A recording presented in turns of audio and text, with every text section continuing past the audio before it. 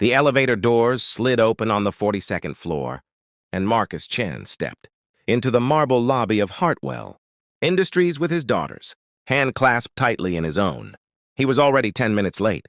His heart hammered against his ribs as he glanced down at Emma, whose wide brown eyes took in the towering glass walls and the sea of perfectly pressed suits flowing past them. She clutched her worn backpack, the one with the broken zipper he kept meaning to replace, and looked up at him with trust he prayed he wouldn't shatter. "Daddy, is this where you work?" she whispered. "This is it, sweetheart," Marcus said, forcing brightness into his voice despite the knot in his stomach. He shouldn't have brought her. He knew the rules. But when the school called that morning about Emma's fever and Mrs. Patterson next door didn't answer her phone, what choice did he have? His daughter needed him, and he needed this job. The medical bills from last year's accident still arrived like clockwork, each envelope a reminder of how quickly life could unravel. They moved through the lobby toward the executive offices, Emma's small sneakers squeaking against the polished floor. Marcus felt the stares, heard the whispers. A child didn't belong here, not in this cathedral of commerce where even breathing seemed calculated for profit margins. He guided Emma toward his small desk in the corner, hoping to make her invisible, to buy himself enough time to finish the quarterly report that was already 2 hours overdue. "Wait here, baby. Don't touch anything, okay? I'll be right over there."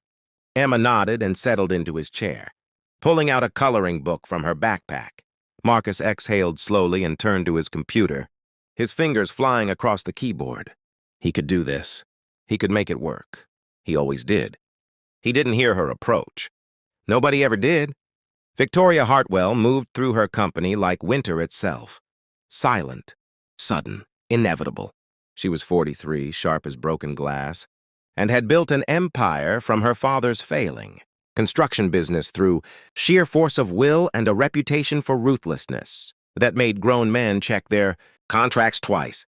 She wore power like other women wore perfume, and mercy had never appeared on any of her balance sheets. "What is that doing here?" The voice cut through the ambient office noise like a blade. Marcus's blood went cold. He spun around to find Victoria Hartwell herself standing 5 feet from his desk, her ice-blue eyes fixed not on him but on Emma, who had looked up from her coloring with startled innocence. "Ms. Hartwell, I can explain." "I don't recall asking for an explanation. Mr. Chen, I asked what that is." "Doing in my office?" She pointed at Emma as though his daughter were a stray animal that had wandered in from the street. Marcus stepped between them instinctively. "She's my daughter, ma'am. There was an emergency at school, and I had no one to—" "Do you think I care about your childcare problems?" Victoria's voice could have frosted windows. "Do you think Jameson Pharmaceuticals cares? Do you think our shareholders care that you can't manage your personal life?" The office had gone silent. Marcus felt 20 pairs of eyes on him, felt the weight of his daughter's confusion behind him. Emma didn't understand why the scary lady was angry, why her father's face had gone pale, why the air itself seemed to have sharpened into something dangerous. "I'm sorry, Ms. Hartwell, it won't happen again. Just give me until 5 o'clock and I'll have the report." "Look at me again," Victoria said, her words deliberate and cold. "And you're fired." Marcus froze. He hadn't realized he'd been making eye contact, that ancient human instinct for connection and understanding. He dropped his gaze immediately to the floor, his throat tight. "Emma, sweetie, we need to go," he said quietly. "But Daddy—" "Now, baby, get your things." He heard his daughter's small sounds of confusion as she gathered her coloring book, heard the whisper of her backpack's broken zipper. His hand shook as he began shutting down his computer, his mind already racing through impossible calculations. 3 months' rent and savings, Emma's medicine, the car payment, the medical bills. "I'll have security escort you out," Victoria said. "Someone will box up your desk and mail your belongings." Marcus nodded once, not trusting his voice. He took Emma's hand and started toward the elevator, his daughter's whispered questions like small knives in his chest. "Why are we leaving? Are you in trouble? Was it because of me?" "No, sweetheart. Never because of you." The office remained silent as they walked. But Sarah Kim from accounting stood as they passed, her eyes bright with unshed tears. Tom Rodriguez from IT followed suit. Then Jennifer Park. Then David Chen. One by one, employees rose from their desks in silent solidarity, watching Marcus and his daughter leave, bearing witness to the casual cruelty of power. Victoria saw it all. She saw the rebellion in their stillness, the judgment in their silence. Her jaw tightened, but she said nothing. She never explained herself. She never apologized. She returned to her office and closed the door. 3 weeks passed. Victoria sat in her office late on a Thursday evening. The city lights sprawling below her like fallen stars. The Jameson deal had closed. Profits were up 17%. The board had sent a bottle of champagne she hadn't opened. She should have felt triumphant. Instead, she felt nothing at all, which had become its own kind of weight. Her assistant had quit the day after Marcus was fired. "I can't work for someone who treats people like they're disposable," Sarah had said, her resignation letter pristine on Victoria's desk. 3 others had followed. The office felt different now, quieter in a hollow way, productive but joyless. Victoria told herself she didn't care. She told herself that sentiment was weakness, that every successful person had to make hard choices, that you couldn't build an empire by coddling people's feelings. She told herself these things, but lately, the words rang false even in her own mind. She was locking her office when she heard it, a crash from the parking garage below, then screaming.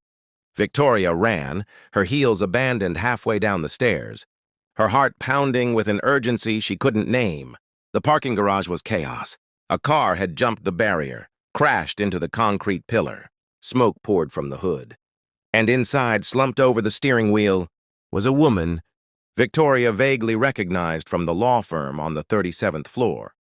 People stood frozen, paralyzed by shock and fear, and the very real possibility that the car might explode. Victoria ran toward it, yanking on the door handle, but it wouldn't budge. The woman inside was unconscious, blood streaming from a gash on her forehead. "Call 911!" Victoria screamed. "Someone help me!" A figure appeared beside her, a man in a maintenance uniform, moving with purpose and speed. He didn't hesitate. He grabbed a fire extinguisher from the wall, smashed the window, and reached inside to unlock the door.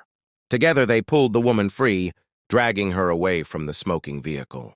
Just as flames began licking up from the engine, the man laid her down gently, checking her pulse. Tilting her head to clear her airway, his hands steady and sure.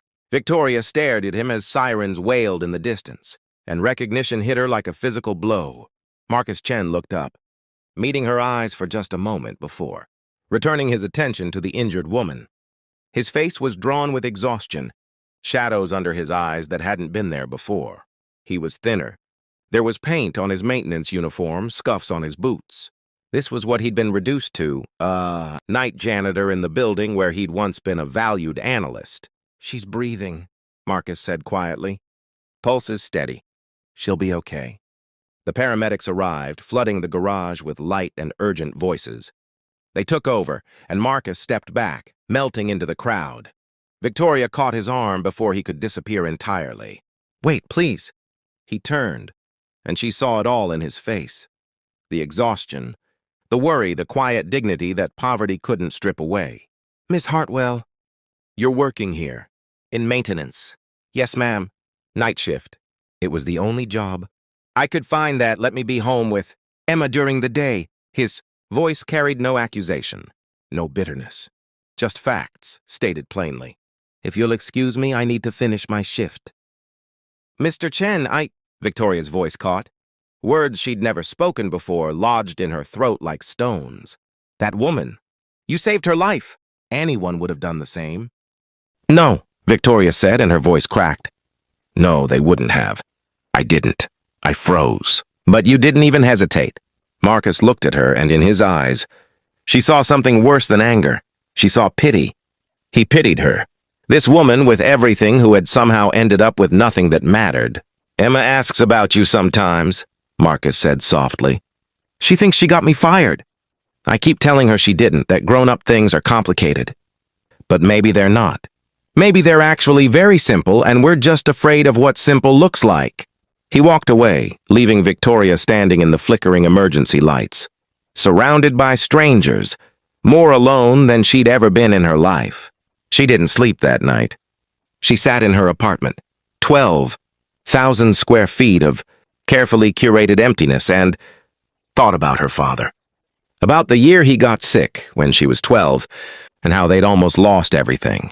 She remembered a neighbor bringing them dinner, her teacher staying late to help her with homework, the foreman at her father's company who'd covered shifts, without pay so they could keep the business running. Small acts of kindness that had built a bridge over the chasm of their despair. When had she forgotten? When had the armor become her skin? The next morning, Victoria walked into HR and made 3 phone calls. By noon, Marcus Chen stood in her office, confusion written across his tired face. Emma was at school, he'd explained when security called him up. He'd needed to call in a favor to make this happen, to leave his shift early. He couldn't afford to lose this job, too. "Sit down, Mr. Chen," Victoria said, and her voice was different, softer, human. "Please." He sat. "I was wrong," Victoria said. "I was cruel. I treated you and your daughter as though you were nothing, as though her presence somehow diminished this place. The truth is, her presence reminded everyone here what actually matters. And that terrified me." She took a breath. "I'm offering you your old position back, with a raise, and I'm implementing a new company policy, emergency, childcare services and flexible working, arrangements for all employees." Marcus stared at her. "Why?" "Because you were right. It really is simple. We're all one emergency away from needing help. And a company, a life built, without compassion isn't worth much at all." Victoria met his eyes, and this time she didn't look away. "I can't undo what I did, but I can learn from it." Marcus was quiet for a long moment. "I'll need to give 2 weeks' notice to maintenance." "Already handled, with a bonus for your service. Emma sometimes gets sick. I'll need flexibility. You'll have it." He nodded slowly, and Victoria saw something shift in his expression. Not forgiveness exactly, but perhaps the beginning of it. Maybe that was all anyone could ask for. The chance to begin again, to be better than yesterday's version of themselves. 6 months later, Marcus's daughter drew a picture in her elementary school art class. It showed a man and a little girl holding hands in an office. Tower that seemed to touch the sun. The teacher displayed it in the school's gallery with a caption. Emma had written in careful letters, "My daddy is a hero." Victoria saw the photo when Marcus showed it to her during their weekly project meeting. She smiled, really smiled.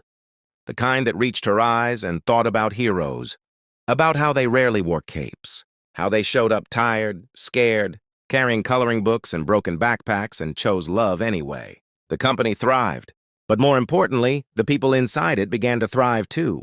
And late at night, when Victoria walked through the building, she sometimes stopped by Marcus's desk where a child's drawing hung beside his computer. Screen, a rainbow of hope, colored outside the lines, beautiful in its imperfection, reminding her every day of the most important lesson she'd ever learned. That profit and loss statements might measure success, but humanity measured worth.